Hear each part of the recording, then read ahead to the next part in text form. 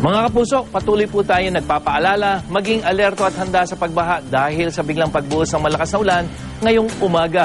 Bukod po kasi sa rainfall warning ay may isang bagong bagyo tayong binabantayan na nasa labas pa naman ng Philippine Area of Responsibility.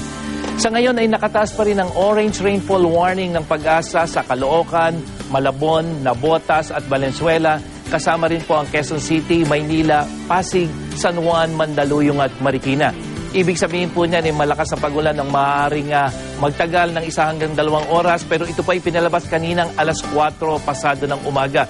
At inaalerto po ang publiko sa mga bahaing lugar sa posibleng paglikas. Yellow warning naman ang nakataas sa Las Piñas, Parañaque, San Juan, Pasay at Taguig. Malakas ding pagulan ang mararanasan sa mga nasabing lugar na posible ring magdulot ng pagbaha. Makikita niyo nga po dito sa ating rainfall forecast na nababalot ng kulay green hanggang pula ang malaking bahagi ng Central, gayon din ang ilang bahagi ng Southern Luzon. At dito nga po, yung kulay dilaw na yan at may mga pula, yan po ay ibig sabihin katamtaman hanggang malalakas sa pagulan ang posibleng maranasan. Alas 3 po yan ng hapon.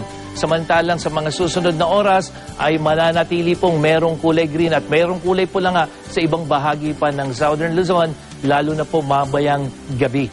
Samantala patuloy po rin nating binabantayan ang panibagong bagyo na nasa labas pa naman ng Philippine Area of Responsibility at kapag pumasok ito ng PAR ay tatawagin itong Bagyong Marce. Huli itong namata ng Pag-asa 550 kilometers sa may kanluran ng Northern Luzon. Taglay po nito ang lakas ng hangin na 55 kilometers per hour near the center at sa ngayon po ay halos hindi ito kumikilos o ito ay stationary.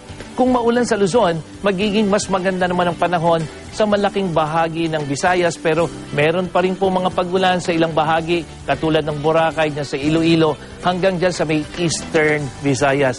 At sa Mindanao po ay mas magandang panahon ang inaasahan pero may posibilidad pa rin ng mga thunderstorms katulad niya sa Kidapawan at Zamboanga. At kapapasok lang po na balita, yung binabanggit nating rainfall warning, terminated na po at ibinaba na ang lahat ng rainfall warning dito sa Metro Manila ng Pag-asa.